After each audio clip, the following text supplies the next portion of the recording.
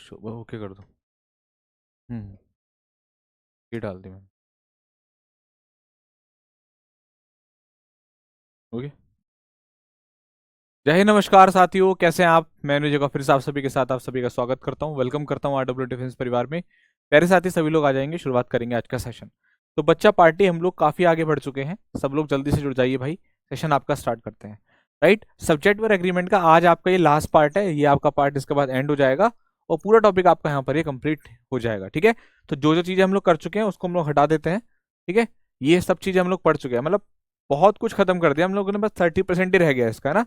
सब चीजें हम लोगों ने ऑलमोस्ट आपके यहाँ पर कवर कर ली हैं। राइट, आ जाइए। परसेंट वाला भी हो गया आपका, आर्टिकल वाला भी हो चुका है। ठीक है, ठीक है, ओके। चलिए, लॉ एंड ऑर्डर भी हो गया, एज वेल एज भी हो गया आपका। Number of, the number of भी हो गया, इधर ऑफ भी हो गया आपका। राइट, ओके ओके ओके, यहाँ से चलना है आज हमें। ठीक है, तो रिलेटिव प्रोनाउन के कॉन्सेप्ट से आज हम लोग शुरुआत करेंगे और आगे बढ़ेंगे। किससे चलेंगे? रिलेटिव प्रोनाउन के कॉन्सेप्ट से हम लोग आगे चलेंगे और यहाँ से शुरुआत करते हैं। बच्चा पार्टी, जितने भी लोग यहाँ पर हैं सभी लोग जल्दी से आ जाओ भाई।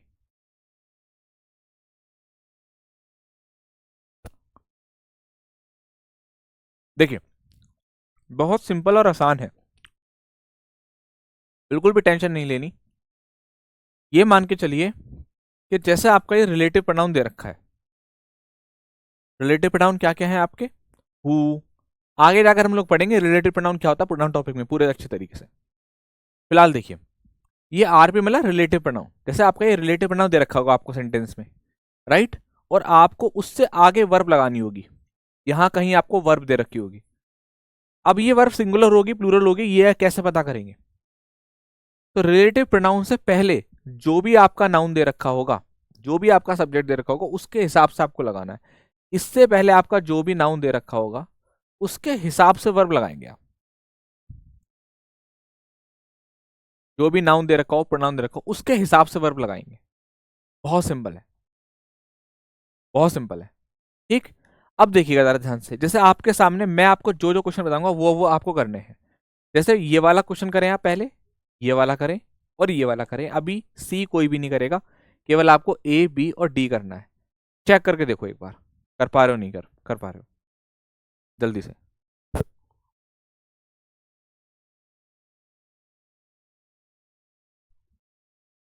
भाई वाह,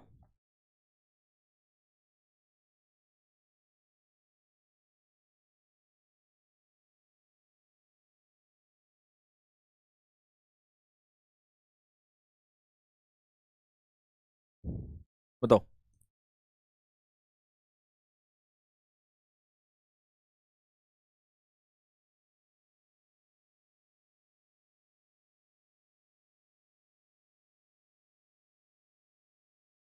बढ़िया,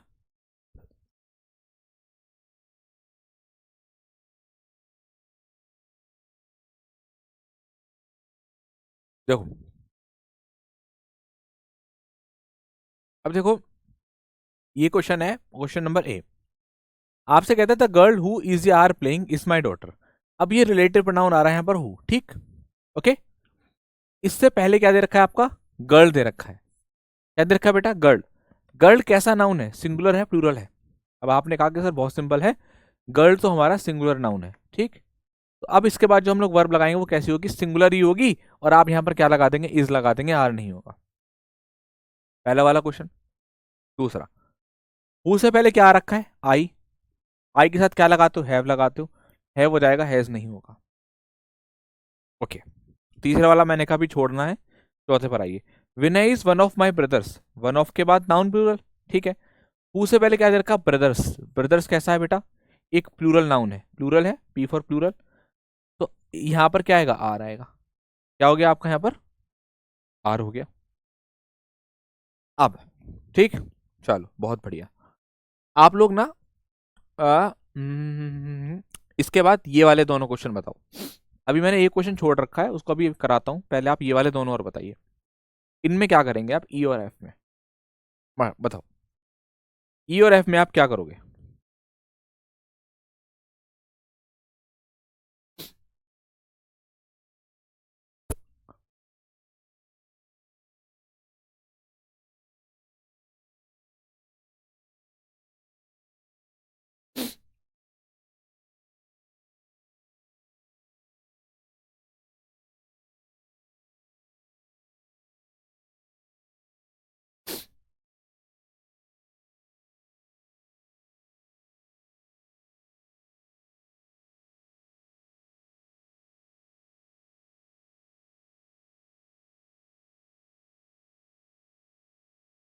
बताओ।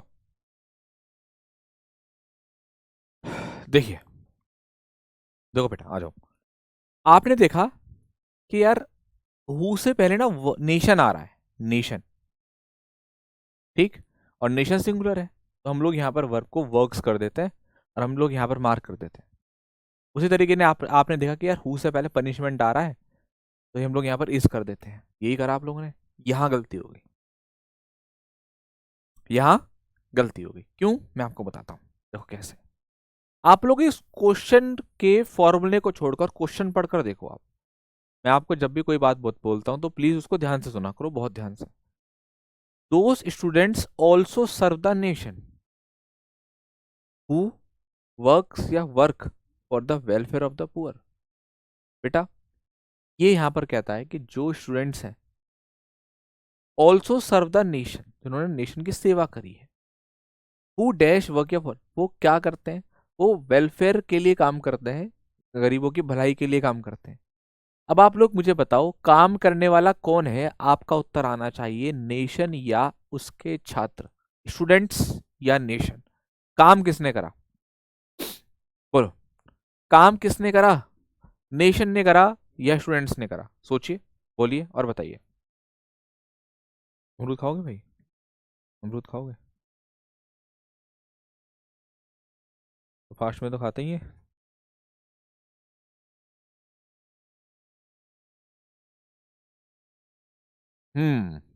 बढ़िया। स्टूडेंट्स ने काम किया है। किसने किया है जी? स्टूडेंट्स ने। अब देखो, क्योंकि स्टूडेंट्स ने काम किया है, तो स्टूडेंट्स कैसा नाउन है? अब मुझे बताओ, स्टूडेंट्स कैसा नाम है? कैसा नाउन है? एक प्लूरल नाउन है, प्लूरल। और अगर ये प्लूरल है तो बेटा वर्ब कैसी आएगी?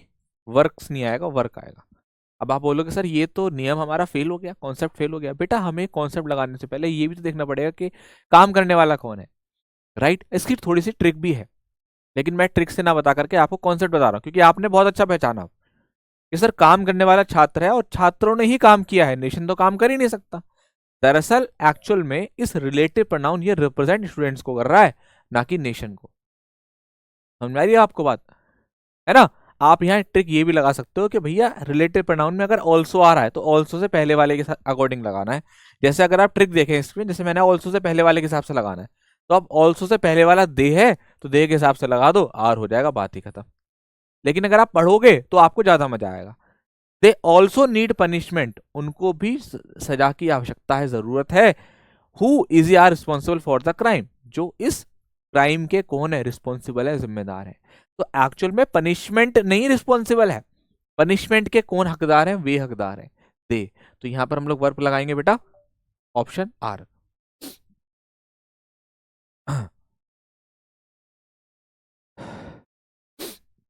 ठीक है बेटा, सभी को बात समझ में आ रही है?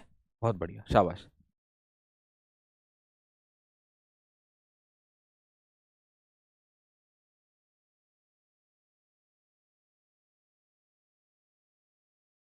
आया सभी को समझ? बोलो। हम्म। बिल्कुल, बिल्कुल। ठीक है, चलो आ जाओ, एक बार और समझा देता हूँ। बच्चों ने कहा कि सर एक बार और समझा दो, बिल्कुल एक बार और समझाएंगे। क्वेश्चन ने कहा आपसे they also need punishment, who is are responsible for the crime. अगर आप रिलेटिव प्रोनाउन से पहले के पास जाओगे, पनिशमेंट जो कि एक नाउन है उसके हिसाब से वर्ब लगाओगे तो इज लगा दोगे।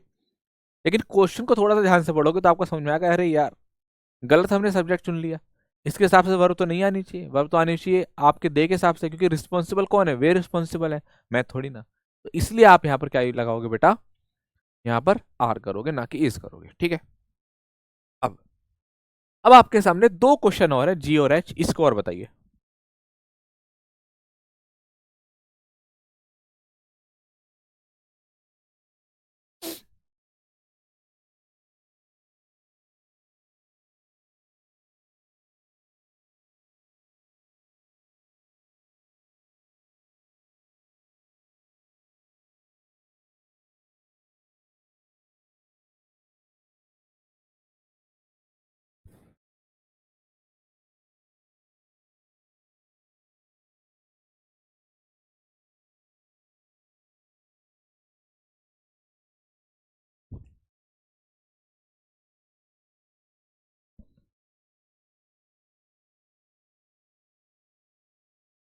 बहुत बढ़िया, गुड। अब मैंने ये दो डिफरेंट क्वेश्चन एक साथ क्यों दिए, उसके पीछे एक लॉजिक था, एक रीजन था। बताऊं क्या? आइए, हमने लास्ट क्लास में कॉन्सेप्ट पढ़ा था वन ऑफ का। वन ऑफ के बाद, आइदर ऑफ के बाद, नीदर ऑफ के बाद नाउन प्लूरल आता है, वर्ब सिंगुलर आती है। पढ़ा था, एक बार रिवाइज कराता हूं। वन ऑफ के बाद, आइदर ऑफ के बाद, नीदर ऑफ के बाद आप जो नाउन लगाते हैं वो लगाते हैं प्लूरल, और वर्ब आती है जी सिंगुलर। ठीक, यही हम लोगों ने पढ़ा था। ओके, तो one of the students noun plural है, ठीक है। वर्ब सिंगुलर आएगी, यहाँ पर हैज कर देंगे, और आगे प्रोनाउन अगर हम लोग लगा रहे हैं तो वो भी हम लोग सिंगुलर लगाएंगे, देयर नहीं लगाएंगे।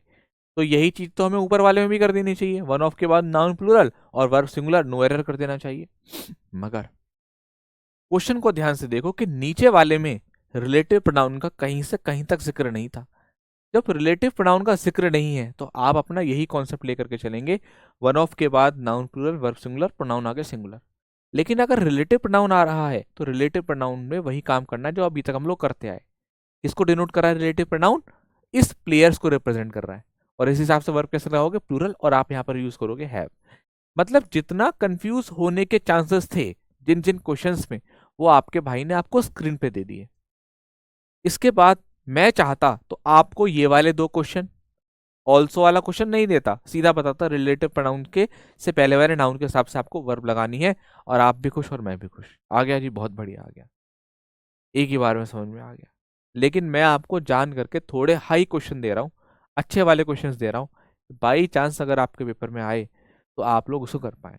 इसमें आप ये मत कहिएगा चलिए समझ में नहीं आया, आपका पढ़ाया नहीं। टीचर आपको अच्छी चीजें करा रहा है, अच्छे लेवल की करा रहा है, तो थोड़ा सा आपको भी फोकस होकर मेरी बात को सुनना होगा कि सर क्या कह रहे हैं, और सर हमें इस तरीके के हाई लेवल क्वेश्चंस करा रहे हैं, तो इसमें सर का क्या नुकसान है, क्या फायदा है? सर का फायदा ये है कि सर ऐसे बच्चे तैयार कर रहे हैं जो पेपर में 20 में से 20 नंबर लेकर आएंगे। ठीक है ना? मैं खुद के ऊपर टेंशन ले लेता हूँ तुम्हारे मार्क्स को बढ़ाने के लिए, तो थोड़ा सा कॉपरेट किया करो आप लोग, जैसा कि करते भी हो। ठीक है, तो दोनों में अंतर समझ में आया बेटा? इसमें रिलेटिव प्रोनाउन है ही नहीं, इसमें है। इसमें है तो हमें उसके हिसाब से लगाना, वरना तो हमारा वन ऑफ वाला कॉन्सेप्ट जिंदाबाद, कोई दिक्कत ही नहीं थी। ठीक है, अब देखिए बेटा रिलेटिव प्रोनाउन कौन से होते हैं? हु, विच, दैट, जो भी आपको मैंने बताया। एक क्वेश्चन हम लोगों ने छोड़ा था ऑप्शन नंबर सी वाला। ये क्यों छोड़ा? कि इसको समझने में वही समझ पाएगा जिसने हल्का सा भी ध्यान से मेरी बात को सुना, और वो एक बार में समझ जाएगा, तुरंत कह देगा जी आ गया समझ में, कुछ भी नहीं था इसमें। तो इस क्वेश्चन को समझने के लिए थोड़ा दिमाग लगाना पड़ेगा, क्योंकि यहां दरअसल वर्ब का मामला नहीं है, यहां मामला कुछ और है। ठीक है, अब देखिए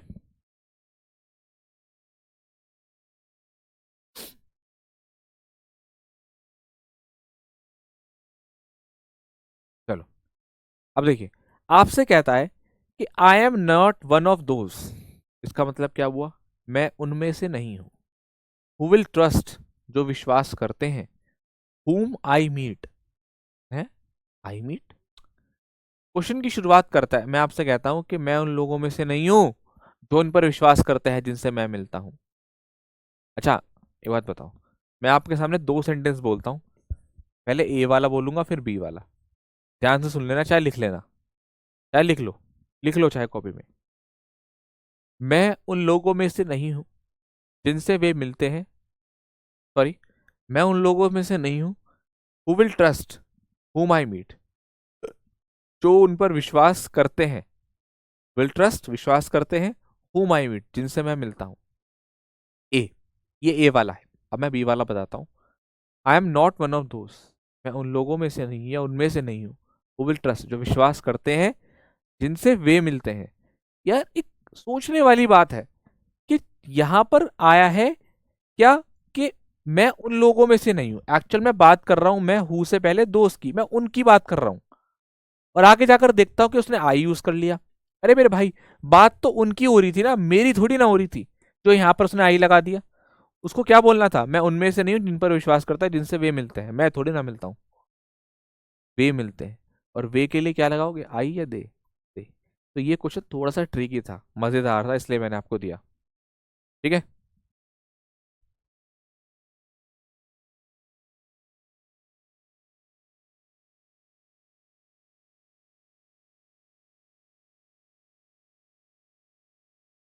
हाँ बिल्कुल।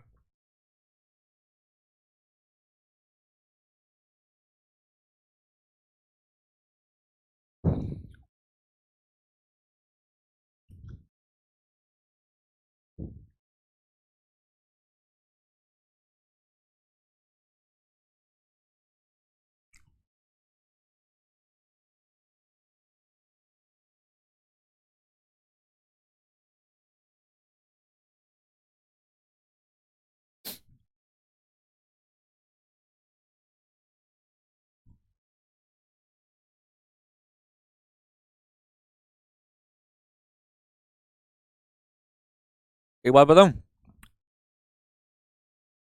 मैं रिपीट कर दो, मैं बताऊं, तुम लोगों को हंसी आएगी। आज तक का रिकॉर्ड है, रिकॉर्ड बता रहा हूं मैं, हर एक टीचर की क्लास में बता रहा हूं, अगर टीचर ने ये कह दिया ना इसका मतलब है होता है, और ये सिंगुलर होता है, और आर का मतलब है होता है, और ये प्लूरल होता है, ये प्लूरल के लिए आता है, तो मैं दाव के साथ कह सकता हूं कि जब टीचर बोलेगा ना ठीक है बेटा समझ में आ गया, तो एक ना एक बच्चा पता है जरूर बोलेगा सर रिपीट कर दो। ये जो रिपीट करने की बात है ना, आप लोग ना पहले से तैयार रखते हो इस क्वेश्चन को अपने माइंड में, यार अरे टीचर बोले एक बार, हाँ ओके आगे बढ़े, नहीं रिपीट कर दो। ऐसा इसलिए होता है हर एक कॉन्सेप्ट में, आप खुद से सोचना क्यों, क्योंकि ऐसा इसलिए होता है क्योंकि हम लोग को एक माइंडसेट रखते हैं कि यार हमें लास्ट में ना जाकर ये बोलना है कि रिपीट कर दो। तो जब टीचर पूरी एनर्जी के साथ पढ़ा रहा होता है ना, समझा रहा होता है, तो फिर आपको समझ में आएगा नहीं, क्योंकि आपने क्या सोच रखा है, ये तो रिपीट करवा कर ही समझ में आएगा। ऐसा जरूर है, आप नहीं करते, एक बच्चा कह रहा है कि नहीं ऐसा नहीं है, आप नहीं करते ऐसा, लेकिन करते हैं। आप देख लो ना कोई भी कॉन्सेप्ट हो, क्योंकि मैं तो सबकी चैट पढ़ रहा हूँ ना, आप तो केवल अपनी चैट देख रहे हो, मुझे मुझे सबके बातें नजर आ रही है, इसलिए मैं आपको बता रहा हूँ बेटा। चलो, हर कॉन्सेप्ट मत कहा करो कि रिपीट कर दो, कि जी हाँ नु का ये भी रिपीट कर दो, फिर इसका मतलब ये है कि मुझे दो दो बार पढ़ाना पड़ा करेगा, तो मैं नियम से काम करूंगा, पहले सारा समझाऊंगा फिर बोलूंगा क्लियर, नहीं नहीं नहीं अभी क्लियर नहीं, एक बार रिपीट करके दोबारा से पढ़ा देता हूँ, तो वो बीच का टाइम बच जाएगा हमारा।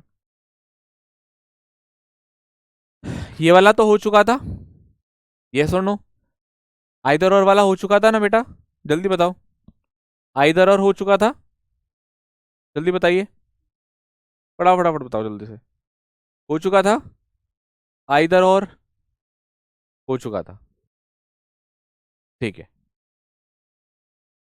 अब देखिए, अब देखो मेरे भाई, अब मैं आपसे आगे बात करता हूं नेक्स्ट कॉन्सेप्ट की, कॉन्सेप्ट ऑफ कलेक्टिव नाउन।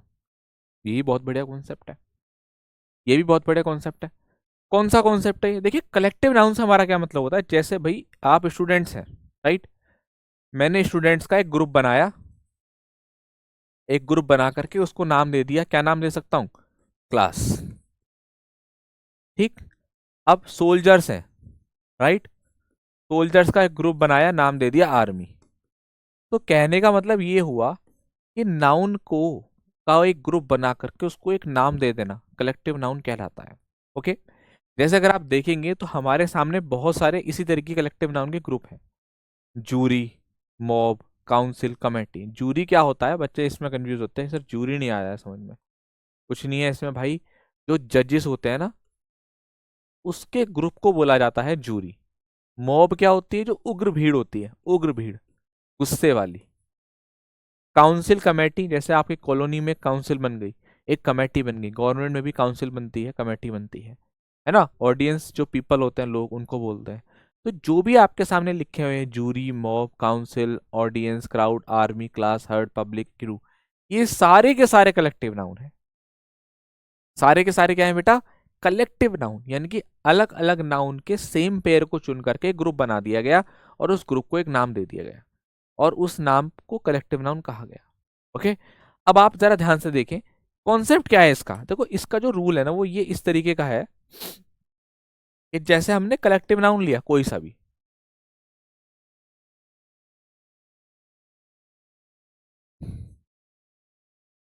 ठीक है, मान लीजिए हमने कलेक्टिव नाउन लिया जूरी, ठीक है,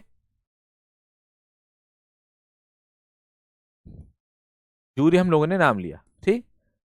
अब इसमें ना वर्ब की दो तरीके से पॉसिबिलिटी है। एक तो वर्ब इसके साथ सिंगुलर भी यूज की जा सकती है,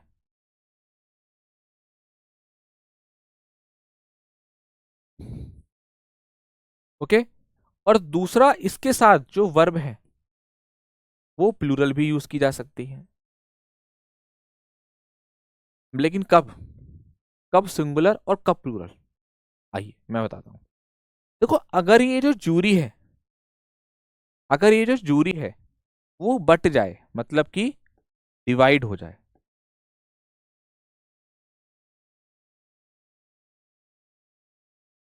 है ना, बट जाए, तो वर्ब कैसी लगानी है, सिंगुलर। और अगर ये एक यूनिट में रहे, एक, सॉरी माफ करना मैंने उल्टा बता दिया, अगर ये जो कलेक्टिव नाउन है जूरी है कोई सा भी, अगर ये एक यूनिट में रहे तो ये आप वर्ब सिंगुलर यूज करते हैं, राइट। और अगर ये डिवाइड हो जाए, बट जाए, तो वर्ब प्लूरल आती है। और ये पता किस चलता है, ये क्वेश्चन देखकर पता चलता है, ये क्वेश्चन देखकर पता चलता है। हम क्वेश्चन देखेंगे और हमें पता चलेगा कि भाई ये यहाँ पर आपका सिंगुलर आना है या प्लूरल आना है, ये क्वेश्चन देखकर पता चलेगा हमें, ठीक है ना भाई। अब देखो भाई, अब कैसे जो है आप जरा ध्यान से देखिए, ध्यान से दें, ध्यान से देखिए जरा, कि एक चीज और भी आती है जिसमें बच्चे कंफ्यूज होते हैं। जैसे मान लीजिए टीम इंडिया है, बहुत ध्यान से मेरी बात को सुनना, सर कुछ करो फेज 1 क्लियर किया है, बताओ क्या करूं, अमन मिश्रा क्या करूं, बताओ आप लोग, मेरे ये बताओ, पेपर दे आऊँ क्या आपकी जगह पर, ये आप ऐसी बातें क्यों करते हो भाई कि सर कुछ करो फेज 1 क्लियर किया है, तैयारी करो फेज 2 की, आप ऑफलाइन नहीं आ सकते ऑनलाइन पढ़ लो। मतलब ये बेवकूफ़ी भरे प्रश्न क्यों करते हो कि सर कुछ करो फेज 1 हो गया है क्लियर, क्या करूं मैं बताओ, फेज 2 भी तुम्हें क्लियर करना है भाई, तैयारी करो, आपके लिए तैयारी करा सकते हैं हम। और तैयारी का पूरा पूरा का पूरा एक तरीके से इंडेक्स आपको यूट्यूब पे पड़ा हुआ है, कैसे तैयारी करनी है फेज 2 की, किस तरीके से तैयारी करनी है, यूट्यूब पे सेशंस हैं, ऑफलाइन सेशंस हैं। थोड़ा सा बेटा ना बड़े हो जाओ, ये ना मतलब ये चीजें मत बताया करो कि यार हम कितने महान हैं, राइट। चलो, तो देखो बेटा, अब जैसे मान लीजिए टीम इंडिया है, या है ना टीम इंडिया है, टीम इंडिया में मान लीजिए 11 प्लेयर हैं, टीम में कितने प्लेयर हैं, 11 प्लेयर हैं, 11 प्लेयर्स हैं। और मैंने कहा, और मैंने कहा कि भाई हम एक काम करते हैं, टी शर्ट को बांटते हैं। क्या करते हैं बेटा, टी शर्ट बांटते हैं। आप मुझे बताओ, एक टी शर्ट मैं 11 प्लेयर्स को बांट दूंगा, हाँ या ना, बोलो भाई, बताओ, एक टी शर्ट में 11 प्लेयर को बांट दूंगा, हाँ या ना, या सबको अलग अलग दूंगा, क्या दूंगा। अगर मुझे टीम में इंडिया में 11 प्लेयर्स हैं और टी शर्ट बांटनी है, तो अलग अलग टी शर्ट दूंगा या एक कोई,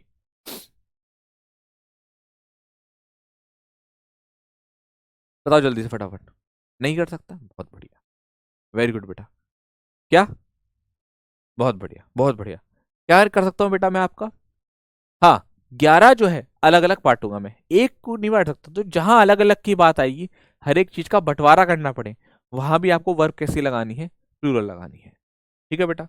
अब जरा ध्यान से देखो, ठीक, अगर आप ध्यान से देखें तो यहाँ पर जो है आपको यही दो बातें बता रखी हैं जो मैं आपको पिछले 5-7 मिनट से समझाने की कोशिश कर रहा हूं। जैसे अगर आप देखें ध्यान से, इफ यूनाइटेड और यूनानिमस, अगर वो एक मत है, यूनानिमस का मतलब क्या होता है, एक मत, यानी कि अगर वो यूनिट में है, एक मत है, वर्ब सिंगुलर प्रोनाउन सिंगुलर, ठीक, जो आपको मैंने बताया। अगर वो डिवाइड हो जाए या हर एक चीज पर अपना अधिकार दिखाएं, जैसे टी शर्ट है या सीट है, मतलब जहां पर चीजों को डिस्ट्रीब्यूट करना पड़ जाए, ठीक है। सूर्य कुमार आप भी चुप हो जाओ, बहुत देर से आप भी जो है टाइम पास करो क्लास के अंदर। कोई बच्चे को अगर परेशान है, बार बार कमेंट कर रहा है, तो मेरा रिस्पॉन्सिबिलिटी उसको रिप्लाई करने का। आप बीच में ना करके ना फूफा जी मत बना करो मेरी क्लास के अंदर, ठीक है। मुझे बताओ कि टाइम वेस्ट करना क्या होता है और सही करना क्या होता है। अगली बार से मेरे को इंस्ट्रक्शन मत दीजिएगा आप, लास्ट वार्निंग है।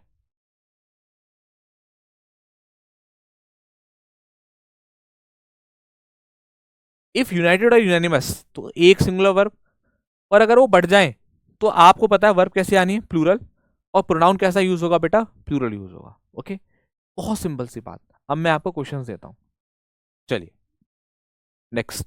3 क्वेश्चन आपके सामने है, आंसर करें बेटा। टीचर कोई समझाने लग जाते हैं कि सर उसका रिप्लाई करो, उसका रिप्लाई मत करो। ठीक है, अगर कोई बच्चा जरूर से ज्यादा परेशान है तो उसका रिप्लाई करना पड़ता है, उसको समझाना पड़ता है कि बेटा ऐसे समय बर्बाद मत कर अपना तू। और तुम मुझे बता देते हो कि सर इसको बताकर समय बर्बाद मत करो, क्यों भाई, इतने बड़े हो गए आप।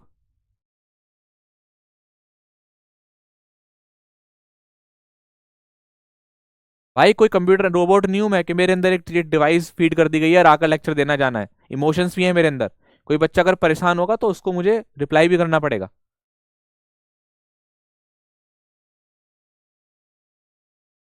यूनानिमस का मतलब बेटा एक मत होता है, अभी लिखा तो है मैंने, देखो ध्यान से देखो।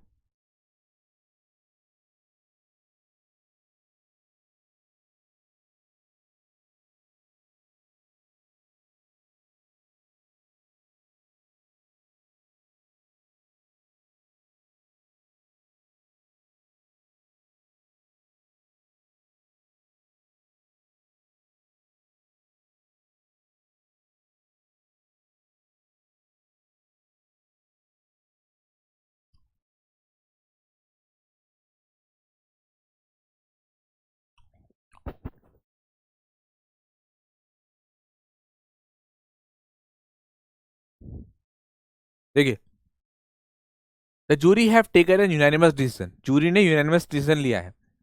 अब ये यूनानिमस का मतलब क्या होता है बेटा, एक मत, राइट। एक मत लिया है, साफ साफ बता दिया, मैंने कहा था ना क्वेश्चन आपको खुद बताएगा, क्वेश्चन आपको खुद बताएगा। यूनानिमस लिया है तो वर्ब कैसी आएगी बेटा, सिंगुलर। आप यहां पर किसका यूज करोगे, हैज का।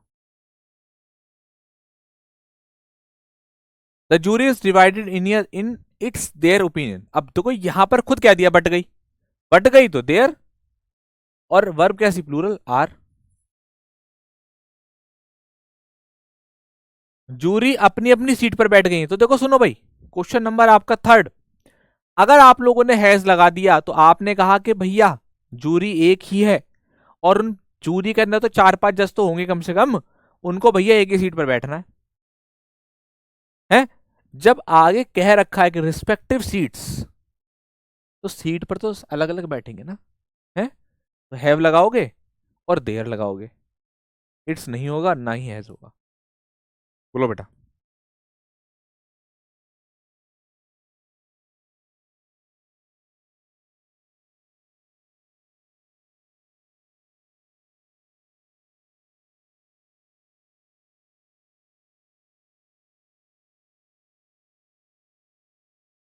ठीक है बेटा, ये वाला क्लियर हो गया, ओके बोल दें, आगे बढ़ते हैं।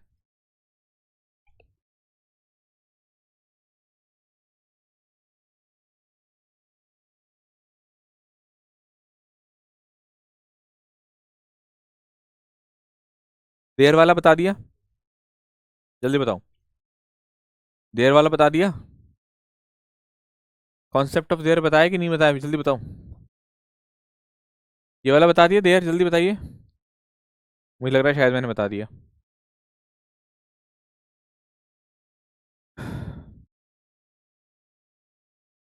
बता दिया, ओके। अब देखिए ईच एंड एवरी, बहुत आसान। ईच एंड एवरी जहां पर भी आपको नजर आ जाए, बल्कि ईच एंड एवरी के साथ इंडेफिनिट प्रोनाउन भी लिख लीजिए, जैसे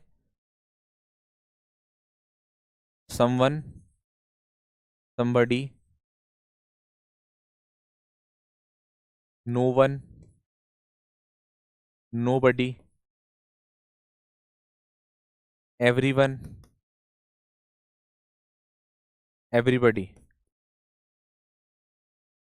इन सभी के साथ इंडेफिनिट प्रोनाउन होते हैं ये आपके। इन सभी के साथ आपको वर्ब कैसी यूज करनी है, the verb should be singular. इन सभी के साथ, चाहे कितना ही कुछ लग रहा हो इनके साथ कर दो, कुछ नहीं है इसमें, सिंपल सी बात है। इन ईच एंड एवरी के साथ, नो वन, सम वन, एवरी वन, एवरीबडी के साथ हमेशा आपको सिंगुलर वर्ब का यूज करना है। चलिए नोट करिए।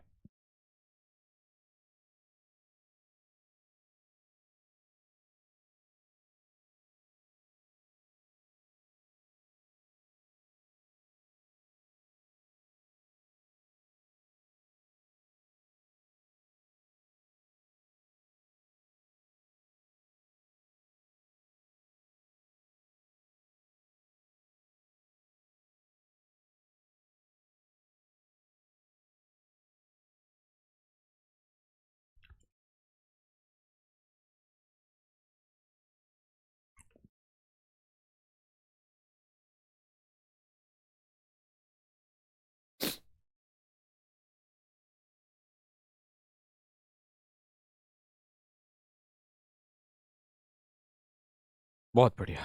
देखो भाई, कुछ नहीं करना था, सीधा सीधा आपको यहाँ पर क्या लगाना है, was, every man, woman, child, has, ठीक है, every boy and every girl has. और आगे आप चेक करोगे यहाँ देयर दे रखा है, तो इसको भी सिंगुलर कर लेना, हिज।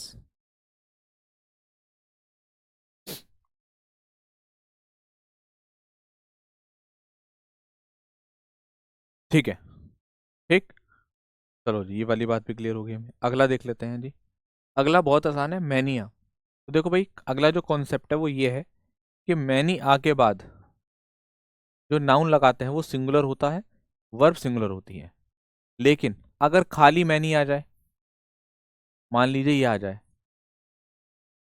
खाली मैनी, सिर्फ और सिर्फ मैनी, तो अगर मैनी आ रहा है उसके बाद नाउन लगा रहे हो आप, तो मैनी के तुरंत बाद पे आपको प्लूरल नाउन यूज करना होगा, प्लूरल नाउन। और उसके साथ जो वर्ब आएगी वो भी प्लूरल वर्ब होगी। तो ये दो अलग अलग बातें हैं, एक तो ये हो गई और एक ये होगी। जैसे अगर मैं तीसरा एग्जांपल जोड़ दूं, many boy is playing cricket. आप इन तीनों क्वेश्चन को सही करके दिखाइए।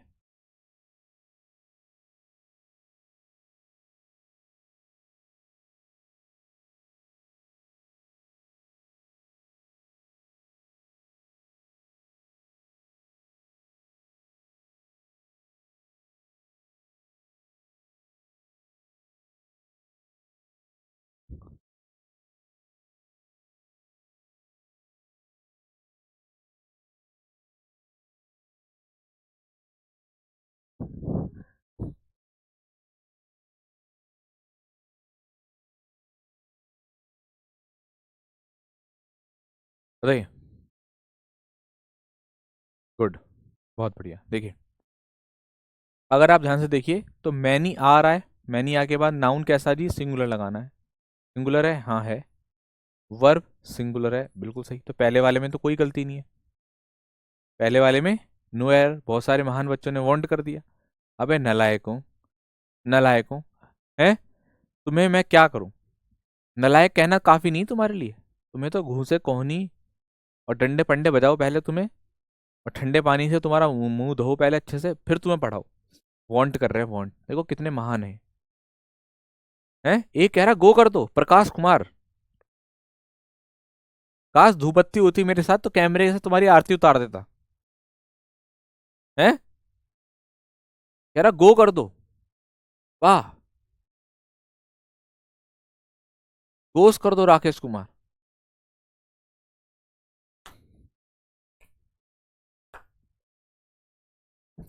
सैल्यूट है मेरे दोस्त, सैल्यूट है। हमें क्वेश्चन को सही नहीं करना गुरु जी, हमें क्वेश्चन की धज्जियां उधेड़नी है। अगर ये क्वेश्चन डिस्क्रिप्टिव होता, पेपर डिस्क्रिप्टिव होता एयरफोर्स का, तो एग्जामिनर को इतना टॉर्चर कर देते कसम से कि वो कॉपी फाड़ता पहले, फिर घर का पता पूछता एड्रेस से, और घर आकर के पहले बेवजह सूतता, फिर जो है आगे जाकर के अगली कॉपी चेक करता।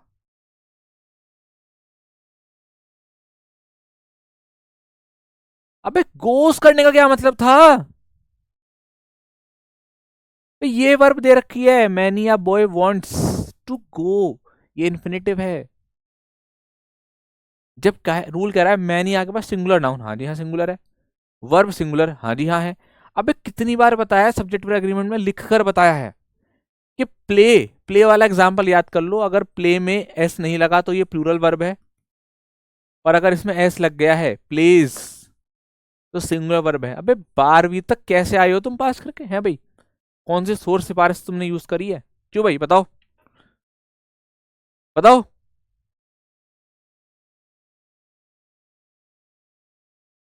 बेटा सिंगुलर वर्ब जब एस लगा हो तो ऑलरेडी सिंगुलर है, यही तो चाहिए। सही है। मैनी आ कार हैज होगा, ठीक है। Many a car has, have नहीं होगा। मैं, हाँ देखो इन इन बच्चों का अच्छा आंसर आ रहा है, गुड, बहुत बढ़िया, बहुत बढ़िया, शाबाश। मैनी बॉय, अब देखो बेटा मैनी के बाद बॉयज करना है, और वर्ब कैसी लगानी, प्लूरल आर।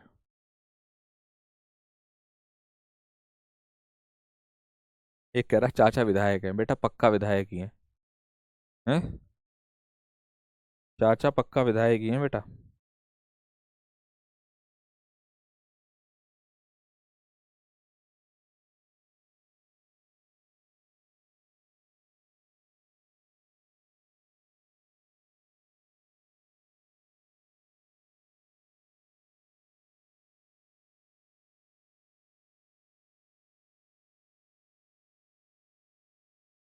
चलिए,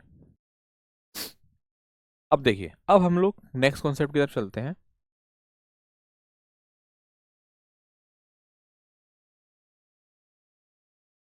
अगला कॉन्सेप्ट लिखेंगे।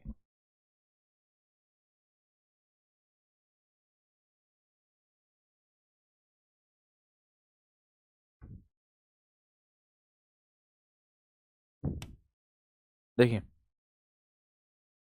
अ ग्रेट मैनी, और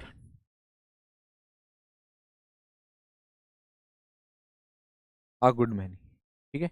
ये भी एक कॉन्सेप्ट है, अच्छा। अ ग्रेट मैनी और गुड मैनी दोनों का मतलब होता है बहुत सारे। ये किसको बताते हैं? बहुत सारे नंबर्स को बताते हैं, बहुत सारे।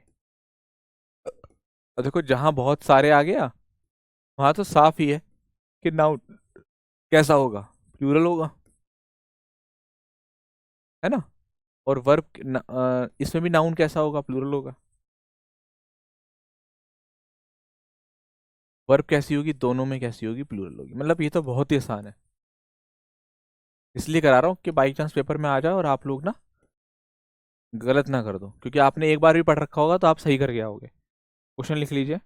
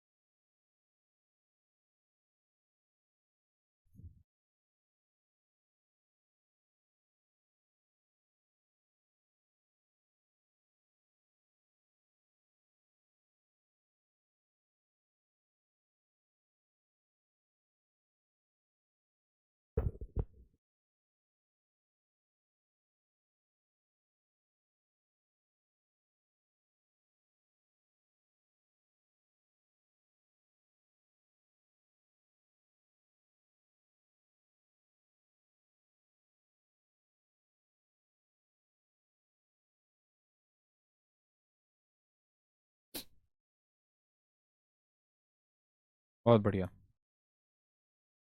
शाबाश,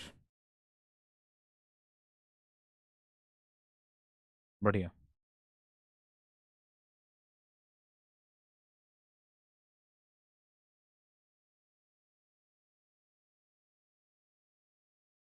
ठीक है। देखिए पहले वाला अ ग्रेट मैनी के बाद नाउन प्लूरल, वर्ब प्लूरल, ठीक है, तो ये तो सही था, नो एरर था पहले वाले में। और दूसरे वाले में आर होगा, हाँ ये सही बताया आप लोगों ने। डांट का असर है भाई साहब, डांट का असर है। डांट दिया अच्छे से तो चीजें आ गई हैं। बहुत सुंदर।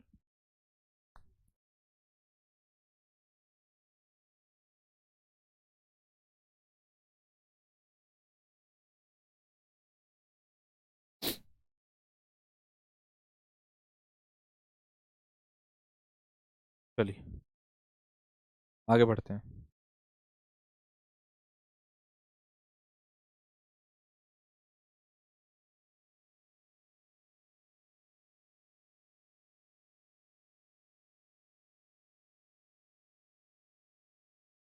देखो एक कॉन्सेप्ट होता है बेटा, मोर देन वन।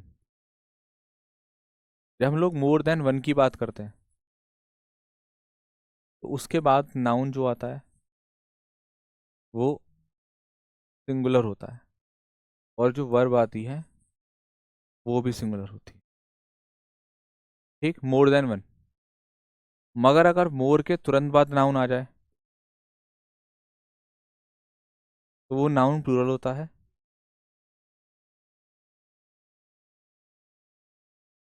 और उसके साथ जब नाउन प्लूरल हो गया तो वर्ब भी कैसी होगी, प्लूरल होगी नहीं।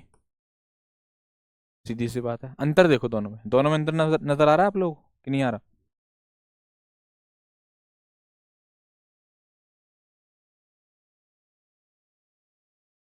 बताओ। और इसमें तीसरा आता है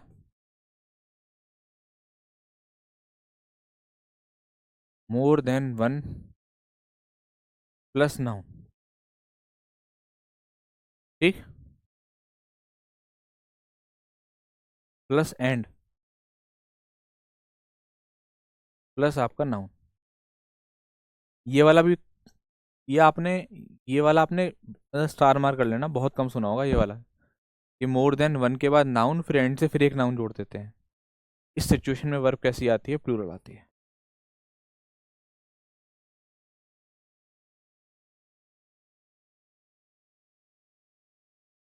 ठीक है भाई, सबको बात समझ में आ रही है? आओ मैं कुछ क्वेश्चन देता हूँ आप लोगों को, क्वेश्चन बताना आप लोग।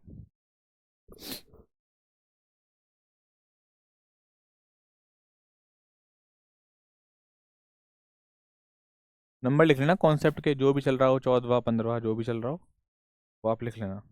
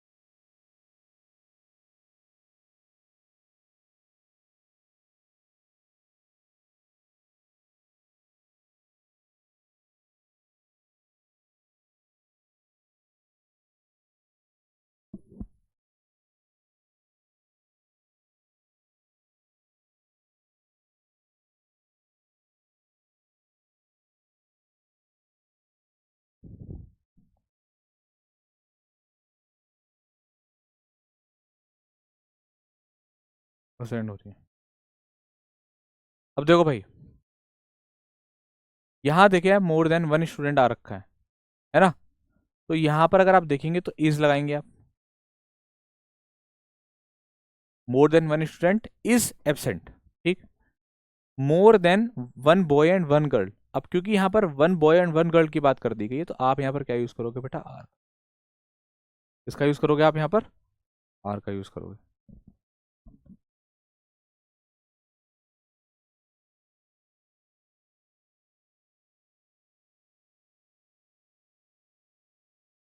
अब बताइए भाई, क्लियर हो गया? तो ये आपका सब्जेक्ट और एग्रीमेंट के सारे कॉन्सेप्ट आपके मैंने करा दिए हैं।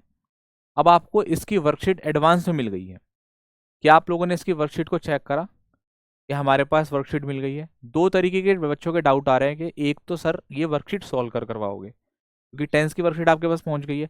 एक्चुअल में आपके पास टेंस की जो वर्कशीट पहुंची है वो गलत पहुंच गई है।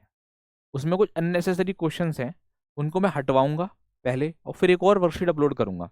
हालांकि लगभग जैसे 45 क्वेश्चन है तो लगभग 35 क्वेश्चन वही हैं जो आपको सॉल्व करने हैं, लेकिन कुछ क्वेश्चन उसमें गलत थे, या गलत नहीं थे, थोड़े अपर लेवल के थे, सीडीएस वगैरह टाइप के, तो उनको मैं हटवाऊंगा और आपके लेवल के हिसाब से क्वेश्चन उसमें ऐड करवाऊंगा। हालांकि मैंने बहुत अच्छा लेवल उसमें ऐड किया है।